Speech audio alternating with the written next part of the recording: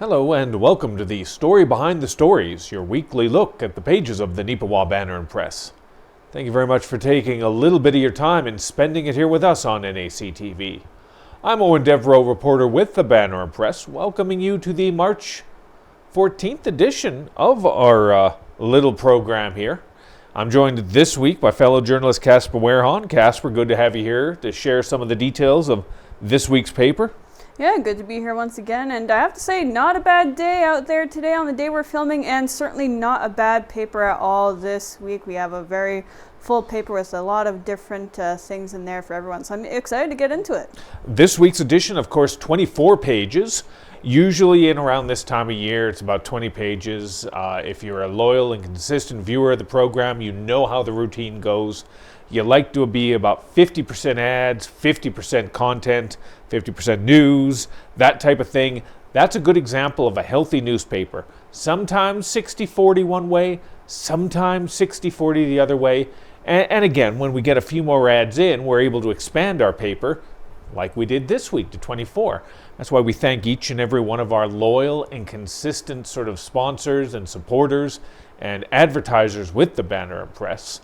And we thank ourselves as well, because we're the reason you're advertising is the news portion of it. So let's get into that portion. You see how I slipped that in there? I think it was subtle. Yeah. Was it subtle? I think so. I think it was subtle. Yeah. Front page, though, edition, some breaking news, a new update. Ken Waddell was able to track this down. If you've been a consistent reader of the paper, you know there's been a lot of activity going on throughout the winter on the Kerr block. That's the nickname of a certain set of historic structure that is just right down one of our main streets in the downtown area, right next to the Town of Neepawa office over on Hamilton. It has, over the years, gone into a degree of disrepair, and it was very concerning for the longest time that we might just have to wipe it clean and just start new in that location. A prime location, once again, like I said, for our downtown. But there's a developer that has come in and has been working on it, Winnipeg developer, and they were able to share with us and with Ken Waddell some of the specific details of how that planning has been going about, what they're looking at in terms of what they're putting in there, and their expectations for development right here in Neepawa.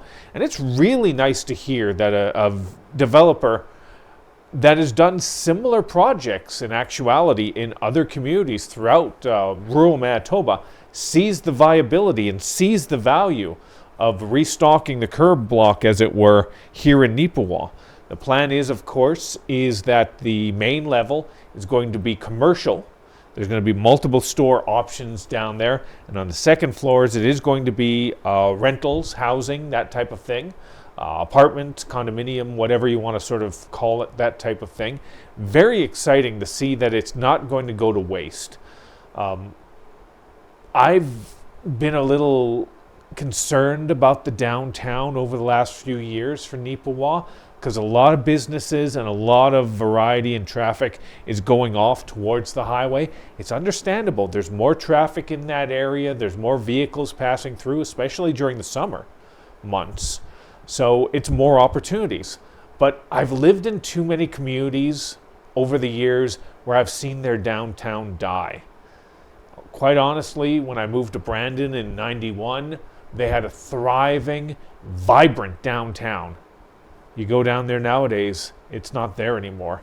I lived in Portage la Prairie for a period of time where the downtown was not much of anything. But I've heard stories, I've heard tell of how it used to be a bustling sort of little area where people would come around and sort of thrive. And having seen what's happened in Neepawa the last 10 years, I was genuinely worried that it was going to happen here as well. And it could still. We can't take this for granted. But once again, it is nice to see this. And a business, let me just give it a shout out again. Justin Bureau of Westgate Limited, based out of Winnipeg, has been in charge of all the renovations. Ken Waddell's got the exclusive interview with Justin, sharing some of the details on how it's going and how it's going to proceed. So I don't know about you, Casper. Casper, you are a long-time resident. I've only been here 10 years, but I feel at home here. But let me get your take on seeing something that's been around for your entire life sort of get that revamp so much needed. For sure. I mean, the downtown has seen a lot of changes over the years, obviously, as I've been here, and changes to this particular building is certainly one of those. Like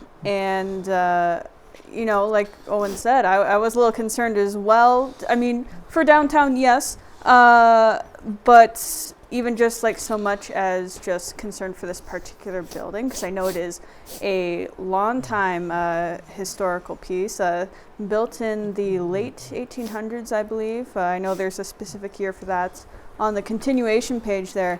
And so it's got a long history in Neepawa, and I was pretty concerned that, we are going to lose something like that in this community, because we do have a number of historic buildings here, and it's great that we have those. I mean, if we can keep a lot of that around, I think it just gives sort of a unique perspective, and it's kind of interesting to have that look into the past while also having Neepawa continuing to move forward.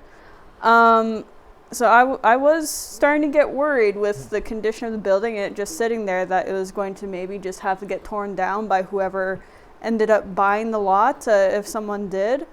But I mean, they seem to see the value in, putting all that hard work and money into restoring this thing, not just for, of course, preservation of history and all that, but also to bring back some of what was lost here for a while in the downtown of Neepawa, bringing some of that back. I mean, of course, this has always been, well, not always, but for quite a while anyway, has been storefront and housing. So we're going to get back not just storefront opportunities for new businesses or maybe existing businesses that want to move to a new space that maybe fits them a little better with what their plans are, but we're also getting a little bit of housing back for people that need it as well. So there's a lot of good going around here with this, and I'm really excited to see how the full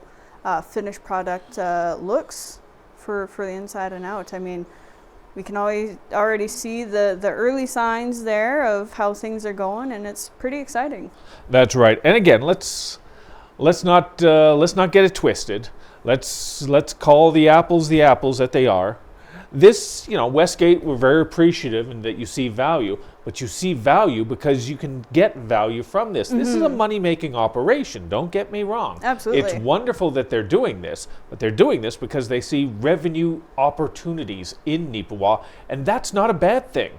That's a good thing. So we wish Westgate very well on that. We hope that in terms of the businesses that laid out in there, they hope that they come in and whatever they may be, whether they're established businesses moving to an old location or whether they are brand new to our community, hopefully we're going to be able to welcome them the way that they so richly deserve. It's exciting to see. And as well, when it comes to, we talk about the nostalgia of it all and whatnot, the look, the facilities and all that, it is being retrofitted. So even though it still looks the same on the outside, on the inside, everything's up to code. Everything's up to where it needs to be by the modern standards.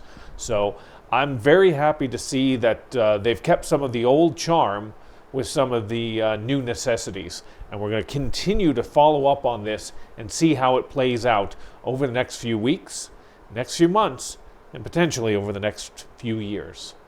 Let's shift over to page 2 now. We got a couple things we're going to share with you on this one. The first one is, I'm going to admit, it's a little dry. It's a bunch of numbers. I know it's boring to a degree, but stick with us here on this one. We'll get through it together. And I'm talking specifically about the Beautiful Plains School Division. They have put together their budget for 2025-2026. Now, these things might not be the most exciting thing to read, and they might not be the most exciting thing to talk about, but they are very important to you and me on a day-to-day basis. These are the things we as ratepayers, as property owners, pay into in our little communities to make our communities better. They've gone through the numbers. Their budget for Beautiful Plains, which isn't just Neepawa. Neepawa is the quote-unquote center, the mecca, the tower, as it were, of the region, but it also covers Carberry and Gladstone and other communities. But overall, the budget's going to be $30.7 million. That's going to be an increase from last year of about $1.9 million, about a 6.7% increase year over year. But it goes towards things that are very important. More teachers, more EAs, more assistants and helpers in the schools to make children, well, smart. You know, we don't want idiot children wandering around the place after it's all said and done, because we wanted to save a couple nickels. But that's the reality of it. And what it means to you as a ratepayer, you as a property owner, I want to be very careful with my wording here, because there was another publication, I'm not going to name names, I'm not going to throw them under the bus, that made a little bit of an error with the Beautiful Plains School Division story. A little bit of an error. Big error. But, you know, so if you saw that story and you were concerned about the numbers, don't worry about it. They made a mistake. Here in this one here, because I spoke with representatives with the school division, they said, oh yeah, no, you're good. You're good. You know what you're talking about, which is a nice change of pace from the normal days. But what it comes down to is, if you're a ratepayer in and around the area, if you're a property owner, there's a chance that it will go up a little bit. If you're a homeowner, let's say, let me use this as an example. Every year your home goes up in value, hopefully.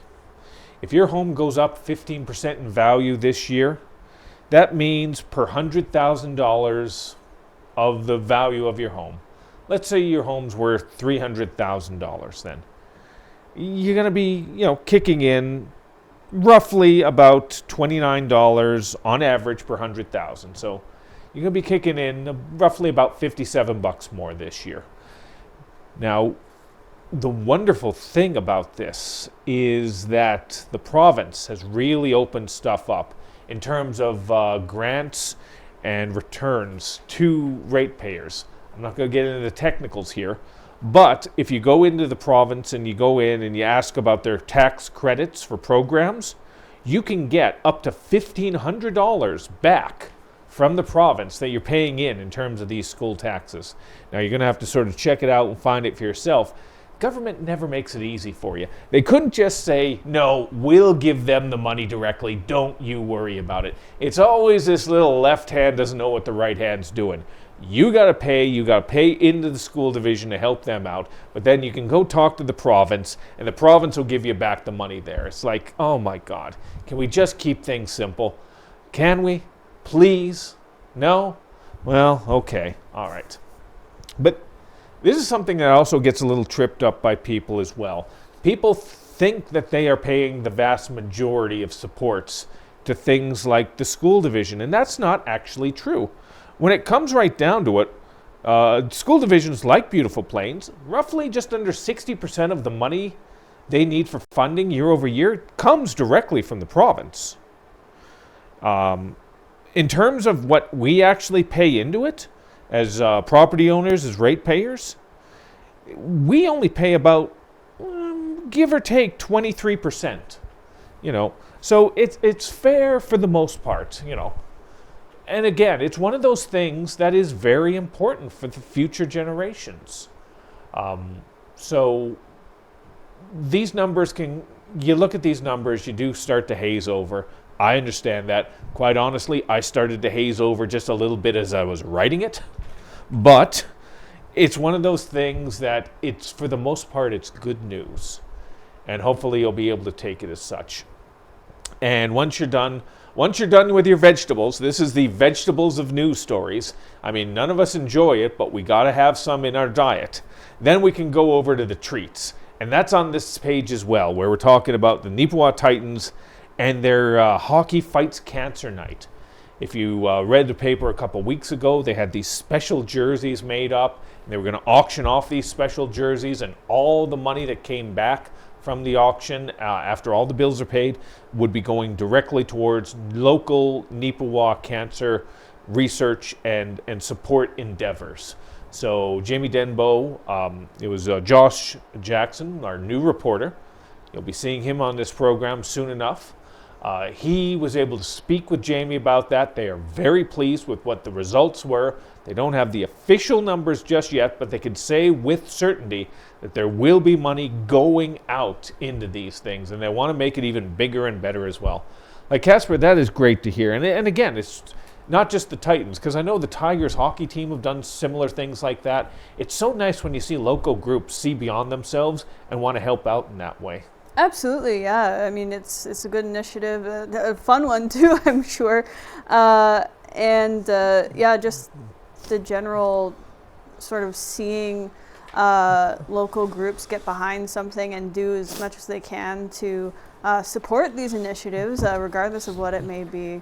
Whether it's fundraising for cancer care stuff or some other important fundraising initiative there. Maybe it's for a local group, that sort of thing. It's just really great to see these groups branch out and support these different things and give it their all. That's right. If you want to find out a little bit more, like I said, you can find it on page 2 of this week's edition of the Banner Press. It's nice to see an organization like the Neepawa Titans see beyond themselves and help out around the community. It's also nice when the community sees the value of something like the Titans and helps them out in turn. And that segues into our next story. It's the Fill the Bus campaign. As you may know, Neepawa Titans have made it in the playoffs. They will be in the postseason, and they are matched up against the Northern Manitoba Blizzard in the first round of the MJHL. For those of you who maybe don't know off the top of your head, Northern Manitoba are based out of the community of the Paw, and the Paw is roughly about 550 kilometers north of us. It's a bit of a distance. It is the most northerly of all the teams in the MJHL, and it is a costly trip. And it's going to be an even more costly trip come playoff time for a small market franchise like Neepawa. And even though we might not think of ourselves as small market, we got to be honest with ourselves. We're not Steinbach. We're not Portage. We're not Winkler. We don't have the means that any of those organizations have. So we have to do the best we can with the circumstances we have to deal with. And they've done a very good job with those circumstances. They've put together a successful team. Average attendance this year is a little bit higher than it was in previous years, which is really nice to see. And they need that continued support going into the postseason. So there's one local business that has stepped up and seen that and said, hey, let's help out a little bit. Now, yeah, this is technically, it's a little bit of an advert for them as well. And, we understand that, and we hope you understand that as well. But at least they're doing something, even though it's a little bit of an advert, they're still doing something good, which makes it a good cause. And I'm talking about Westward Ford. For up to 25 cars that they sell in the month of March, they're going to take $100 from each one of those sales, and they're going to put it directly towards the Fill the Bus campaign, which is going to pay for the bus fuel, bus rentals, maybe a couple meals for the players and all that while they're up there in the Paw, take some of the financial burden away from the team and support them and let them focus on something other than the bottom line. Let them focus on what's happening on the ice as opposed to what's off it. Because you'd think that, if you're in the postseason, it's nothing but profits after that, right? No, not at all. Not when you got to travel, 5.5 hours due north to the Paw. If we were playing, quite honestly, Dauphin, it wouldn't be as much of a financial crunch to the Neepawa Titans, but that's just not the way it laid out this year. We're going to be playing the Paw, we're going to be playing Northern Manitoba, so we got to figure it out as best we can. So very happy to see Kelly Stinson from Westward Ford see that and decide to support them in some way. And we hope in some way you will support them as well. If you live in Neepawa or the surrounding area, when you find out when the games this first round are, maybe go down there, buy a ticket, support the team in person. I know that every game is shown right here on NAC TV, and we do appreciate you watching on NAC TV. But if you can see it live, definitely head down there and help them out in that way. So that's about it. I think I've rambled on long enough. We've talked about businesses supporting each other, organizations being supported by businesses. Let's segue over, Casper, to you here. You had an opportunity recently to talk to a local business representative who is, this is a nice little feature you were able to do about one of our own here. Talk to us a little bit about Matthew Beach. Yeah, for sure. As Eoin mentioned, I had the opportunity to talk to an individual by the name of Matthew Beach. He is a branch manager and mutual funds representative at RBC. He's been in the community for a little bit now, about 2 years, but we hadn't really done an introductory article on him as of yet. So that was kind of what I was getting to the bottom of here with this story, just to give him a bit of a broader introduction to the wider public here outside of RBC who maybe aren't familiar with him, and just get a little bit of background on him and share that with you. I had a good talk with him and spoke with him about how he got interested in, banking and everything else to do with that he does there, and just sort of what, I guess, it pushed him along that path. It was a really good talk. And then, of course, he talked a little bit about his reflection on being in Neepawa these past couple of years, his impression of the community in that time, and, of course, his time with the team at the Neepawa branch of RBC. Yeah. Well, that is really nice to hear, and it's nice to hear as well, even though he's been here a couple years, the outside perspective on what Neepawa is. Since we've been here for so long, maybe we get sort of acclimated to what's right and what's wrong with our community, and sometimes maybe we do get a little bit down on our community. I know I'm guilty of that from time to time, but you've always got to remember that this place is really kind of special. It has its problems, but it's a nice little special little community sort of hidden away in Western Manitoba, and we should not sort of take that for granted. So whenever we get a chance to feature an individual like that, relatively new to Neepawa, we're very pleased to be able to share their story and hopefully share their perspective of what we're about with you.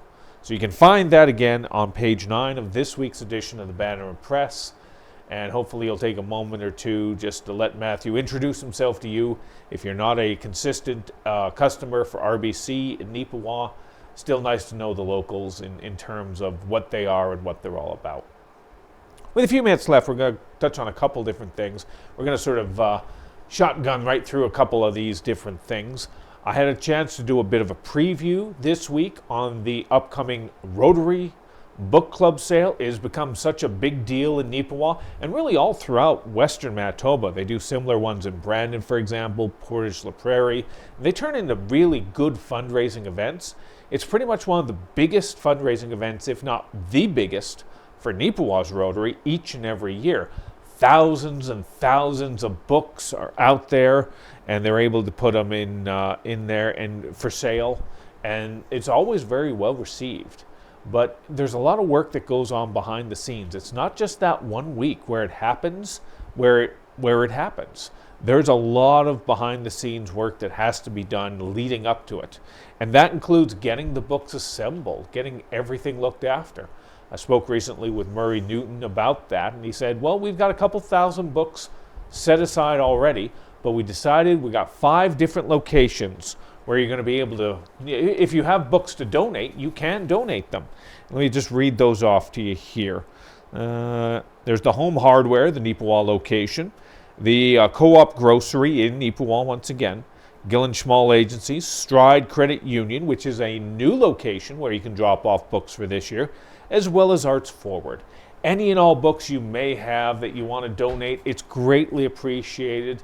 It's a really amazing sort of week of opportunities to sort of delve into literature. So if it's something you've been involved with in some way, shape, or form in the past, hopefully you will see the value in doing it again.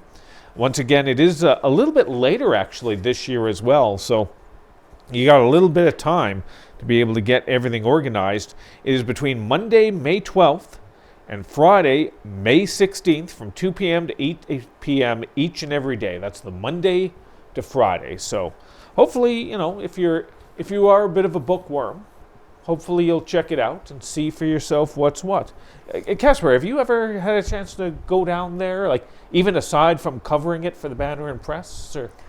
I think I have once or twice, yes. Having difficulty remembering there, but it's definitely a big to-do. I mean, there is a very, very wide selection of books that they get to each and every year, which is just amazing with all the people that are contributing to it. So I'm sure there's something there for everyone.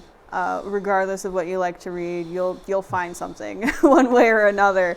I mean, you can see there on page 8 there we have a little bit of a photo from one of the previous years, and just the couple rows, and it is just the couple rows. There's more off camera there that you can't see, but just the rows and stacks of books is quite extensive. But yeah, support it if you can with giving some book donations if you're able to. And of course, once it's all open up for people to take a look at and take some books away, well, go see if there's something down there for yourself that you'd like to be taking a look through and reading. That's right. With only a few minutes left, there's so much more we could talk to you about on this week's program and in this week's paper. But really, there's only so much time. That's why you got to pick up a physical copy of the Banner and Press. You can get it in 30 different communities throughout Western Manitoba. There's things we didn't touch on, like, for example, Town Council. I had Joshua go and delve into Town Council's most recent endeavors and what's going on with them. Ken Waddell has a story about cattleman bids, the next herd sires. That sounds like farming to me. It's, much like you glaze over when you read my budget stories. I kind of glazed over, I'm going to be honest, when I read those cattle stories. But there's something for everyone there. I mean, MP Dan Mazur held a meet and greet recently in Neepawa. There were a lot of topics on the table that were discussed. Neepawa Nova's gymnastics team, the Neepawa Ballers wrapped up their winter season. The Neepawa Titans, of course, we've got coverage on them, as well as the Neepawa Tigers hockey team. So much. And you know what? We haven't even touched on our pharmacy awareness special. It's a special feature in this week's paper. You can find it on page 13 of this week's 24-page edition of the Banner and Press. And just wanted to give a shout out to some of the pharmacies within our region, a little bit of information for you out there as well. So it was really nice in-depth sort of coverage there that this program honestly only scratched the surface of. And most likely it's going to be similar in next week's edition.